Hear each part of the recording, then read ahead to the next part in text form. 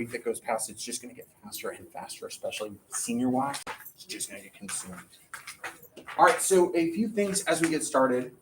First, if you didn't notice in Canvas, I changed the due date on the out-of-class handwriting that we're going to do. Last week, we had it posted in the module. I changed it from Thursday of this week to Tuesday of next week. Tuesday of next week is that dead day that we have. It's the PSAT day here. So from my guess, I still haven't heard a definite. It's probably a late arrival for you. So this works as a great way to have a remote present option. So that'll get moved to next Tuesday. We're going to work over the next few days with Hamlet. We're going to finish reading Act 3, and then we're going to assign Act 4 for you to read independently. As we start today, we're going to look at Act 3, Scene 3. We'll go back to our old diagram here with our Shakespearean works. And we said that last week before, as we were reading, we talked about the traditional climax of the work. And we said that the mousetrap sequence is seen as the traditional climax. When Claudius flinches, for lack of a better word, he shows that he is bothered by the presentation of this murder. Hamlet feels assured that his uncle is guilty. Now, the audience already knows he's guilty. Back at the beginning of Act 3, Shakespeare had given us that little aside from Claudius before To Be or Not to Be, as a way for us to know, oh, he's guilty, we're good, but we need Hamlet to get there. This does that. Now, when we look structurally at the work, it lines up because here at the end of Act 1, we have our inciting incident and our kind of call to action as the ghost presents Hamlet with why he needs to get revenge and the details of his murder and what he wants him to do. This pushes Hamlet into having to come up with his antic disposition. I want to prove that the ghost's words are true. To do that, I'm going to pretend to act crazy, and it culminates here in this moment. It pushes us into now falling action. Now that he knows that he's guilty, he has to actually take action.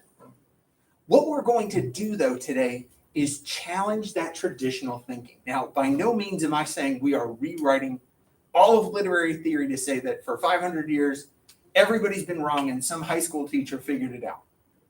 No, we're playing a thought game here. If we say that the climax is the point of highest tension, we understand that it helps to bring about the meaning in the work and kind of frame it out for what the major themes and meanings are. What if we shift it? How does that then change our understanding of the play, of the meanings, and of what we get to? And so as we start Scene 3 today, you notice we're going to begin with the king and Rosencrantz and Guildenstern. They're going to be setting up where we're going next, but notice how the king's speech changes. As he talks and addresses these two, there's a certainty that's there. He's very clear about how he views things. So we will start on 86 in your books here with the beginning of Act 3, Scene 3.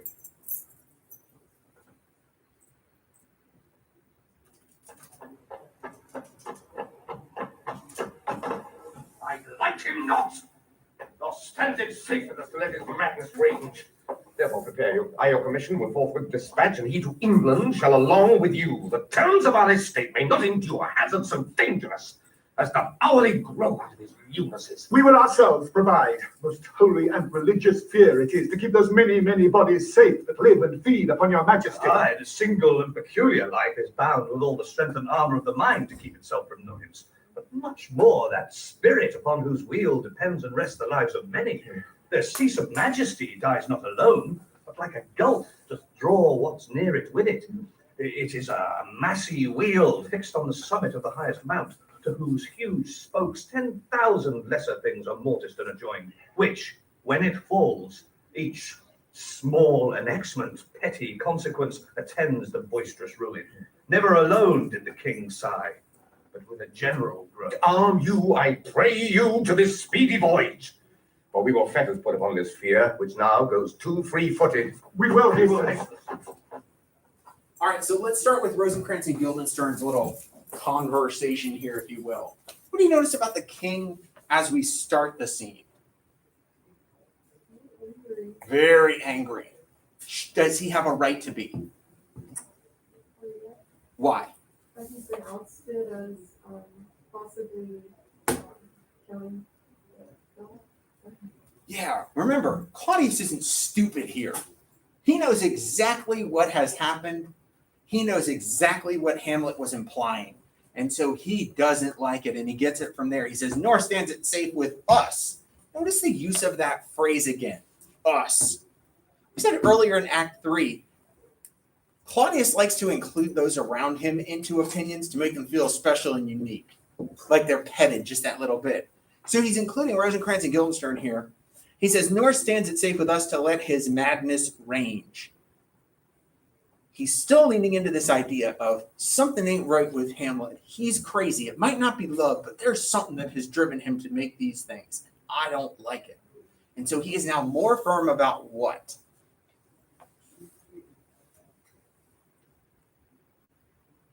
Isn't sending him away? Yeah, we're sending him to England. And he's going to be more specific about what he wants done there. He's basically going to send him with the idea of having him killed. And he's sending Rosencrantz and Guildenstern with Hamlet, to make sure it gets done. Now, when we look at what Rosencrantz and Guildenstern say here, all I need you to hear is all they are doing is kissing his butt and making this here. This speech is mostly known for one image. They talk about how the king is at the center of a massy wheel. And a lot of times students are like, huh? We think about this. Okay, here's our crown. That's a terrible crown, but oh well. Imagine this idea of power. If the king is at the center, they're like, you're at the center of this big giant wheel. And all of the spokes of this wheel touch all of the people in your kingdom. Oh, look at that. It's like you're the center of the universe. And when you make a decision, it affects everyone, and they all respond to it. Sycophantic little suck-ups is all they are. It also can give us this idea of how, and it goes back to something that we have seen previously, this idea of the wheel of fortune. They're seemingly saying the king is at the middle of the wheel of fortune, and in some ways can determine who is in good luck and who is not in good luck. And so as we get rid of them, this is just, trash. We're going to have one more bit of trash that comes up. Polonius is going to come in, and for the purposes of plot, he's going to remind us of where he is going. Remember, Polonius is going to sit in Gertrude's room. She's going to overhear a conversation between Hamlet and his mother. That is to come. So we get a little bit of plot progression here. Then we're going to leave the king alone, and the king's going to speak for a long period of time. There's some really good notes in your book to help with this. But we're going to pull apart Claudius's speech. So we're going to go all the way to the next page to the end of his soliloquy. And then we're going to give a minute or so that you can review it before we discuss what's going on here with this moment.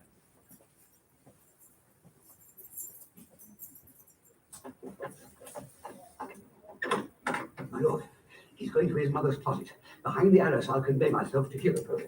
I warrant she'll tax him home, and as you said, and wisely was it said, 'tis meet that some more audience than a mother, since nature makes them partial, should all hear the speech advantage. Fare you well, my liege. I'll call upon you when you go to bed and tell you what I know. Thanks, dear my lord.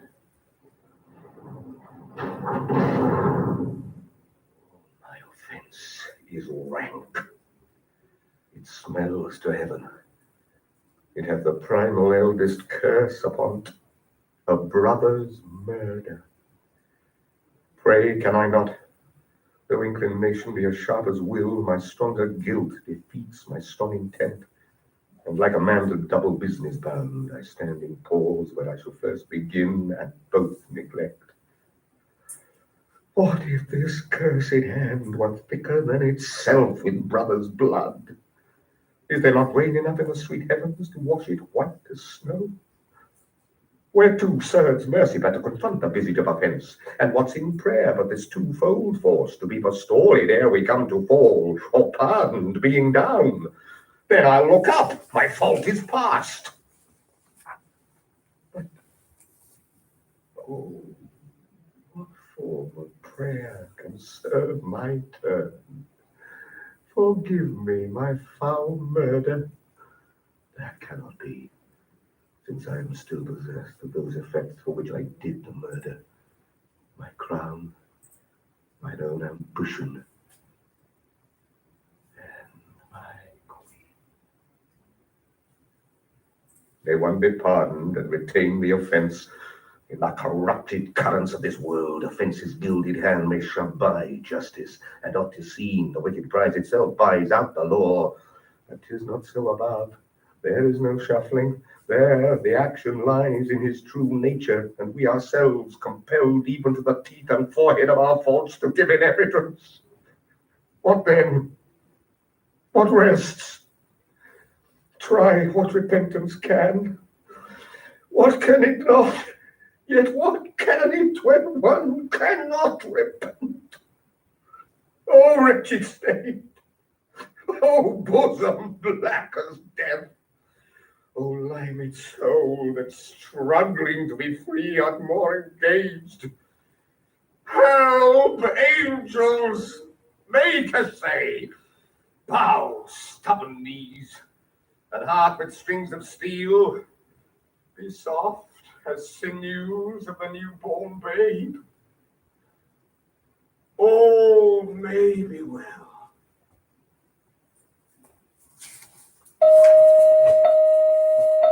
Okay.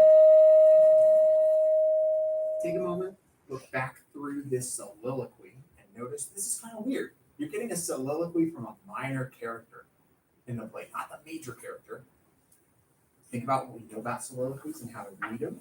Think if you can find the major points here, and we'll discuss in a couple of minutes.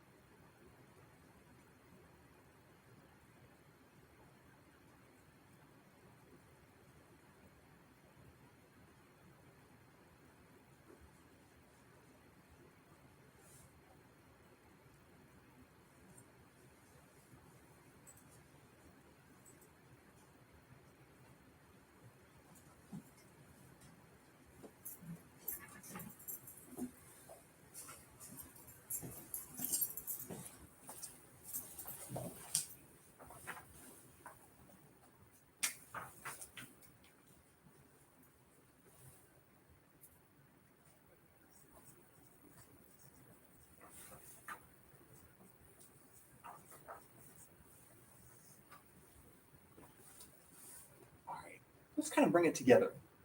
What are some of the big ideas that you see Claudius grappling with as he is left alone here? Go ahead, start us off. Self-disgust With what?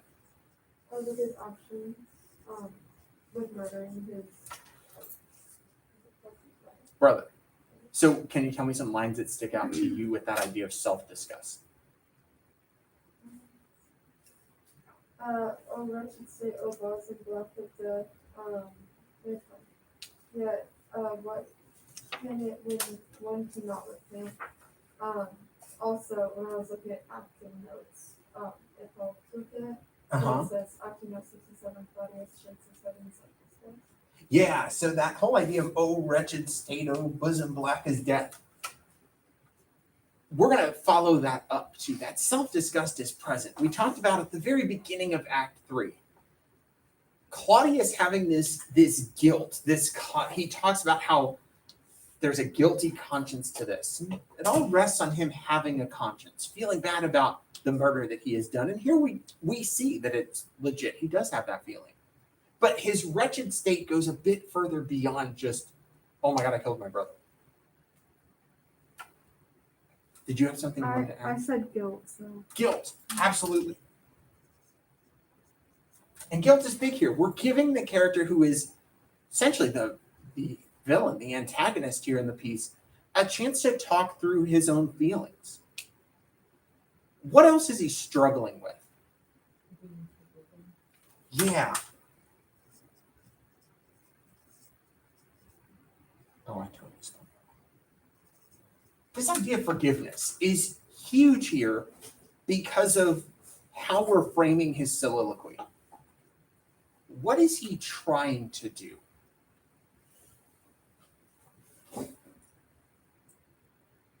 Because he talks about it at the beginning and he kind of moves himself to do it. And we see here at the very end, the single stage direction is given for what he does. How would one gain forgiveness, even still, for murder?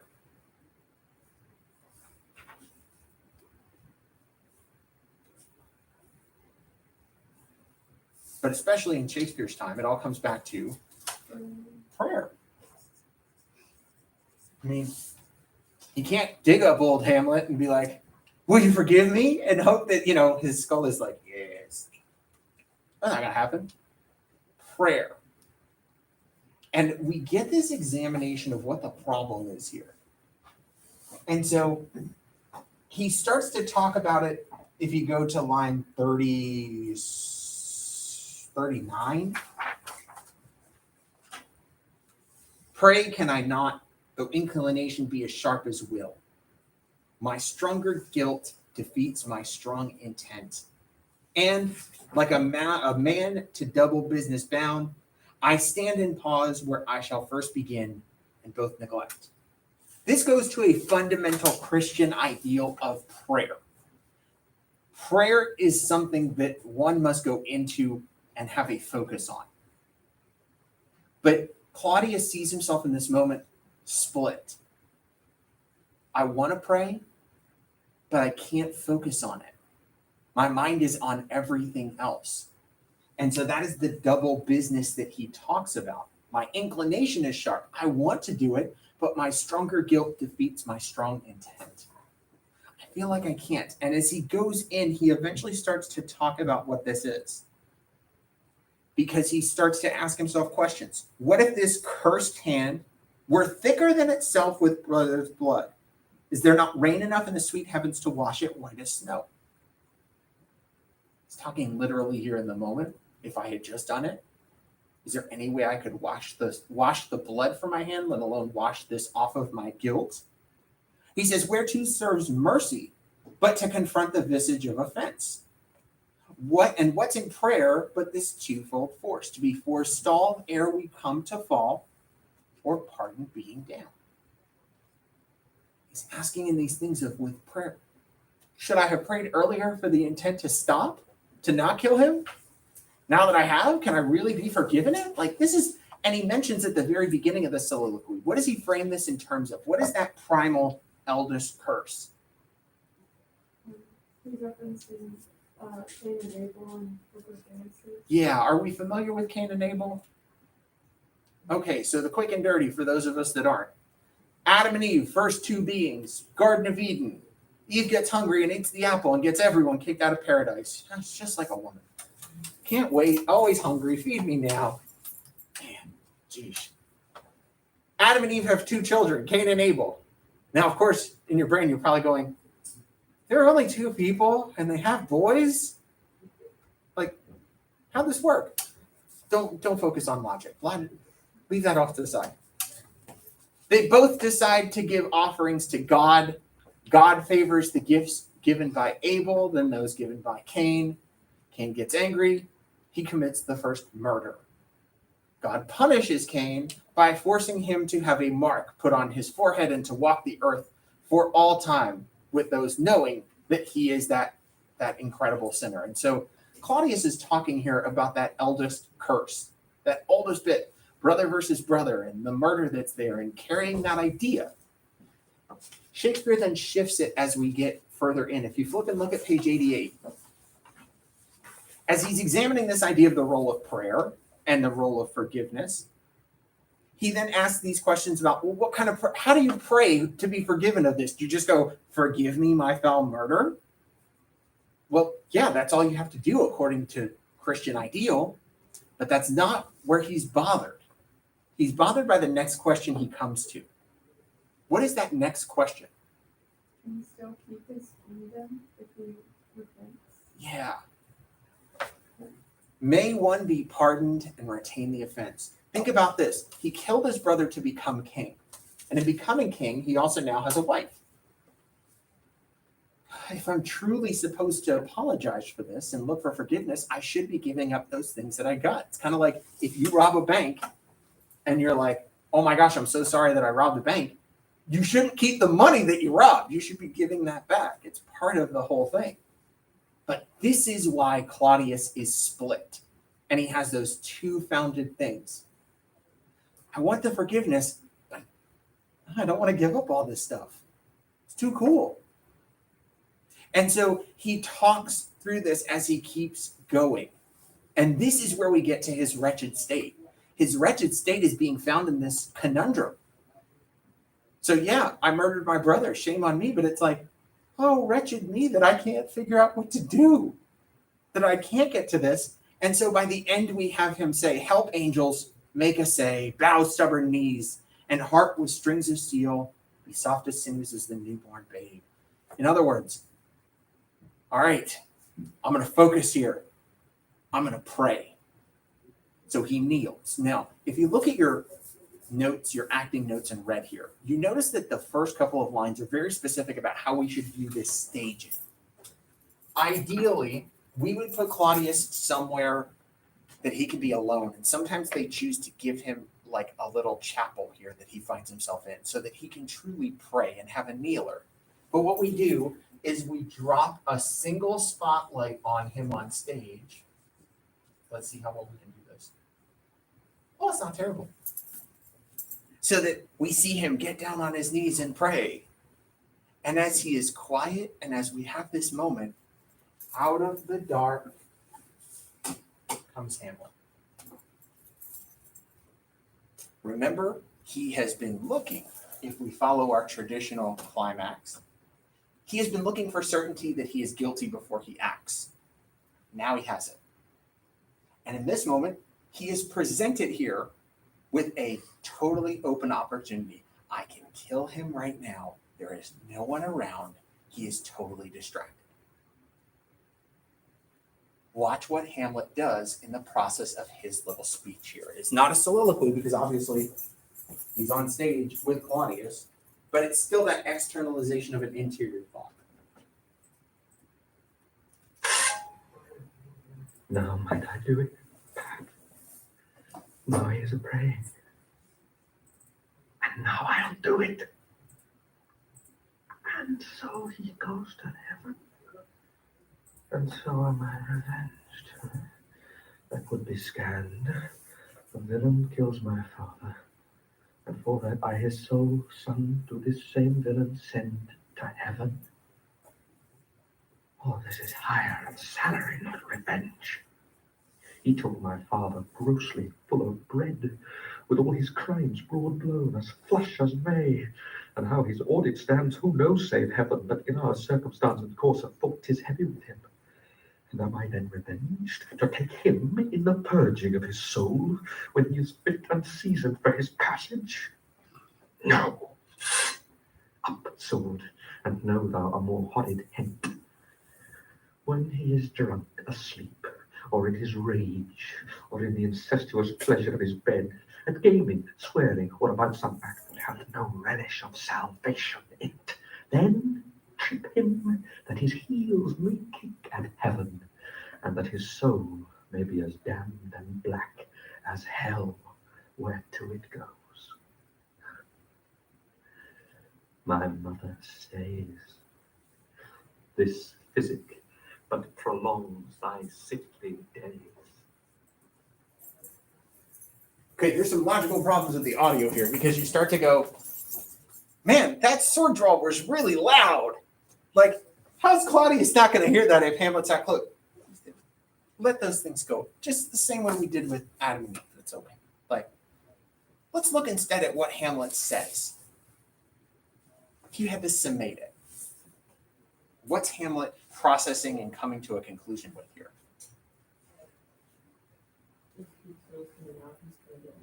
Why? Right. Yes. And what's his problem with that? It doesn't seem fair. He's gonna get killed probably after doing it. So it's like he's being rewarded and then he's being punished for getting it done. Yes, that is a big part of it, but we have to remember Hamlet's father. Old Hamlet is in purgatory for one reason. When Claudius killed him, he did not give him the opportunity to pray beforehand. So Hamlet here is looking at this in terms of revenge as a balancing of the scales. Oh, here we go with the art again. Man, I'm just asking for trouble today. Well, that's not terrible. Hamlet sees revenge as a full balancing of the scales. This is a really good point to bring up because we will see the same thing with Wuthering Heights. If you have started this week's reading, Heathcliff views revenge as a complete balance. And we have seen that to some degree. In the first section, think about the horse. There's that incident with Heathcliff and Hindley and a horse. Does Heathcliff continue to be nasty after he gets what he wants with the horse scene? I think he's nasty when he trades the broken horse for the hurt horse for Henry's, Henry wanted that horse and it's okay. Yes, but once he gets what he wants, once he sees that balance happen, does that continue? You will notice that with Heathcliff, if he notices that he is wronged and is out to get revenge, his revenge is emotionless. It is simply a tilting and balancing of the scales. Once it is done, he moves on. Here, Hamlet is viewing this situation in a similar way. The ghost told me I need to get revenge for his murder. Yes, he was murdered by Claudius, but he also is in purgatory because he was not given that opportunity. So if I kill Claudius here, but I give him the opportunity to pray beforehand, he'll go to heaven. That's not balanced. And so Hamlet here makes a choice. Hey, quick question. Who normally chooses when someone lives or dies? True. Though you could argue that the executioner is simply doing his job. He didn't make the choice. But really, it's God. Now, if we look at our normal plot diagram with where we set our traditional climax is here, we have said that Hamlet is choosing not to act because he is looking simply for certainty. But now that we're into our falling action and Hamlet has certainty, he's changing the game. Now he's saying, oh, nope, I don't want to do it now because it ain't right. I'm not feeling it right now. But does that work with this? But if instead we were to say, hey,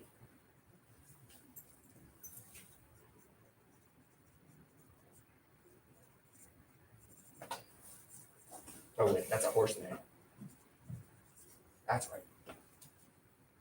If instead we say that this moment where Hamlet tilts his sword up is actually the climax, think about what we now do to the meaning of the work.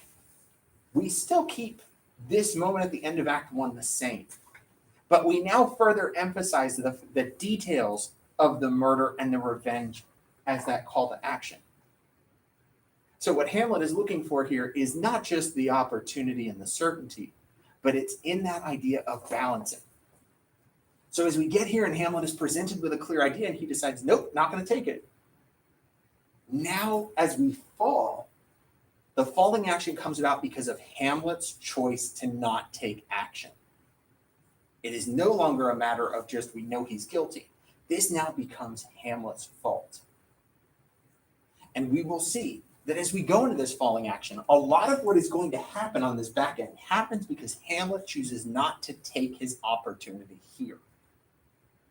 Now, am I saying again that this is the way we should view the play? No, but I'm just challenging the thinking because we notice that it's going to impact the development of themes, the development of meaning as we go down and we continue on.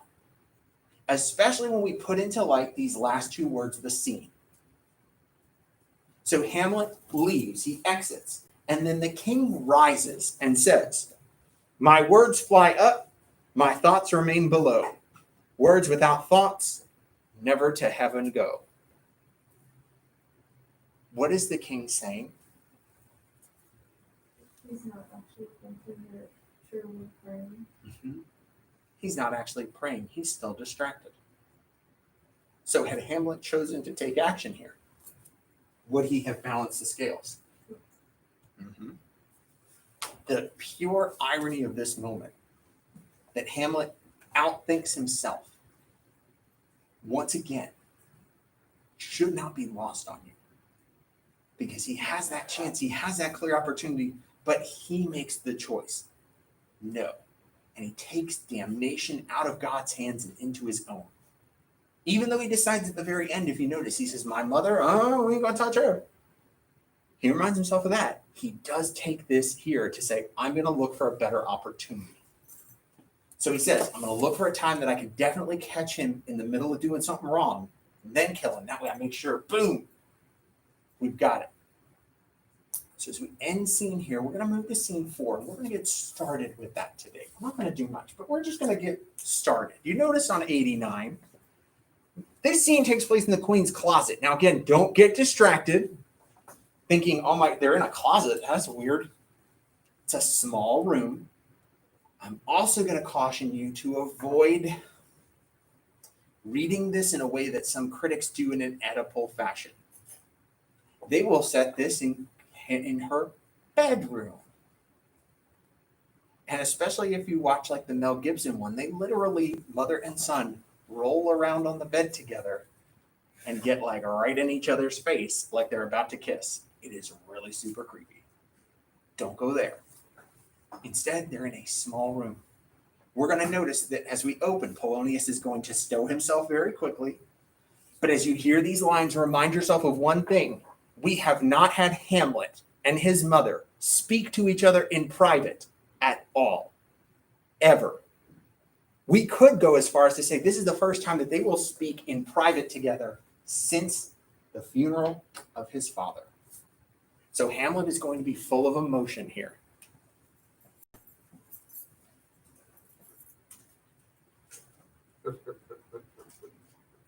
My words lie up. My thoughts remain below. Words without thoughts never to heaven.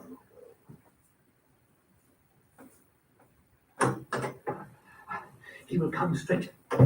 Look you, lay hold to him. Tell him his pranks have been too broad to bear with, and that your grace has screened and stood between much heat and him.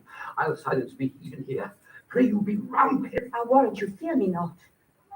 The door behind the arras. I hear him coming.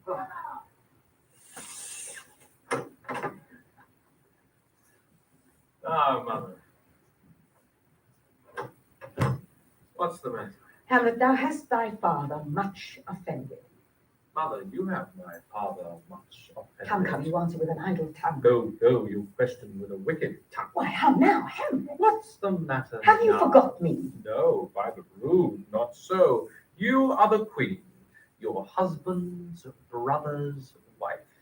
And would it were not so, You are my mother. Nay, then, I'll set those to you that can speak. Sit you down. You shall not budge.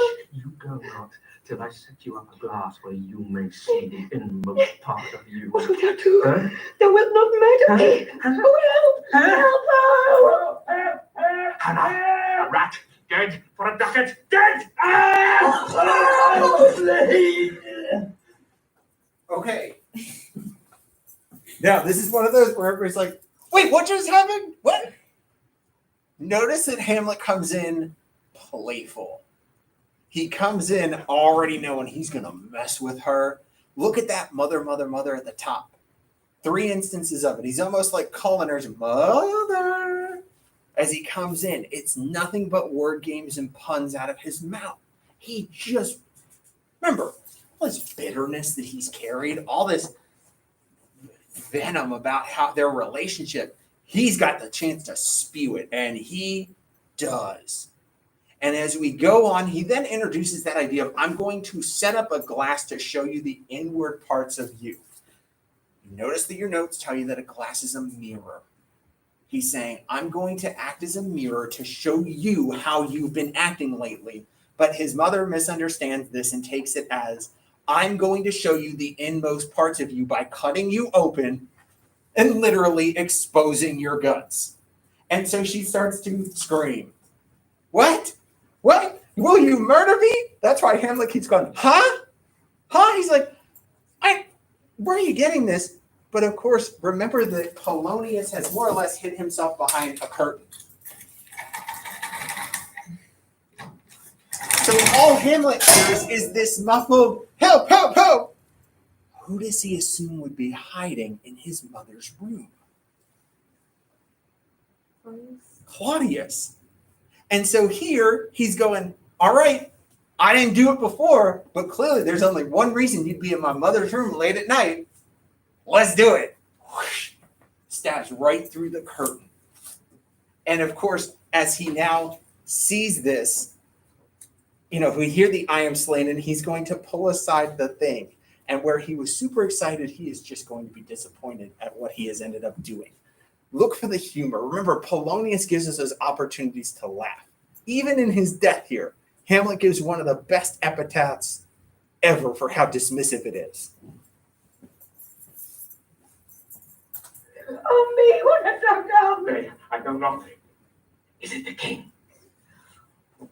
Oh, what a rash and bloody deed is this! A bloody deed, almost as bad, good mother, as kill a king and marry with his brother. As kill a king! Aye, lady, 'twas my word.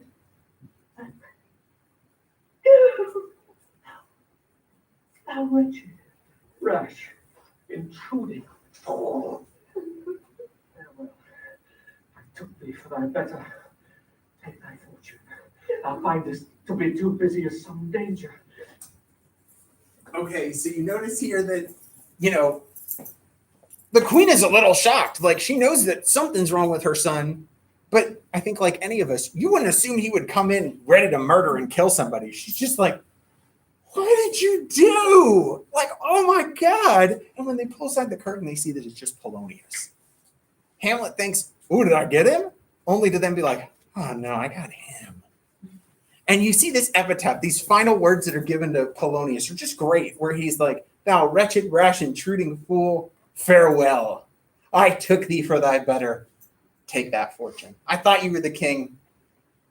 Take that as your last good thing that was there. I elevated you there. So even here it is dismissive of how we view him. We're going to get to the real business of these two talking. Hamlet has introduced it because he's finally kind of thrown the gauntlet to question his mother on, oh, you mean like killing a king and marrying his brother?